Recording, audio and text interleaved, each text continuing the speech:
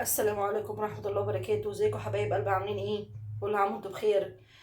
طبعا ما تنسوش في اشتراك في قناتي وتفعلوا الجرس وتقولوا لي كومنت كويس كده على الغدا بتاع النهارده. تمام يا حبايبي، استحلفكم بالله. عايزه لايكات كتير بالله عليكم، عشان اللايكات دي هي اللي بتخلي الفيديو ينتشر وكل الناس تشوفه. تمام.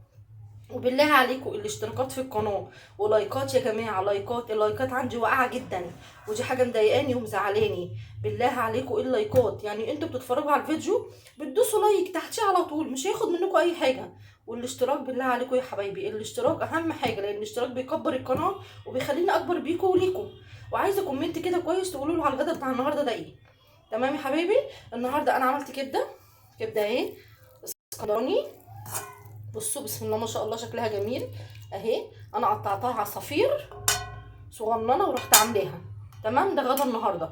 وعملت جنبها مكرونه محمره. بصوا المكرونه عامله ازاي، ما شاء الله عليها، جميله جميله جميله، تستاهل بقكم. تمام يا حبايبي. رحت عامله ايه ال- الكبده دي انا عملتها ازاي. جبت كام فص ثوم، على كزبره ناشفه، على قرنين فلفل رومي وحامي على حسب الرغبه، انا بحبها حاميه بحبها حراقه يعني. تمام. ورحت دقاهم كويس جدا وحطيت عليهم شويه فلفل اسود، يعني كمون، لان الكبده بتحب الكمون جدا. كمون وكزبره ناشفه وشويه فلفل اسود على الثوم والفلفل الرومي والحامي. ممكن تحطي فلفل الوان على حسب الرغبه، لكن انا ما كانش متوفر عندي.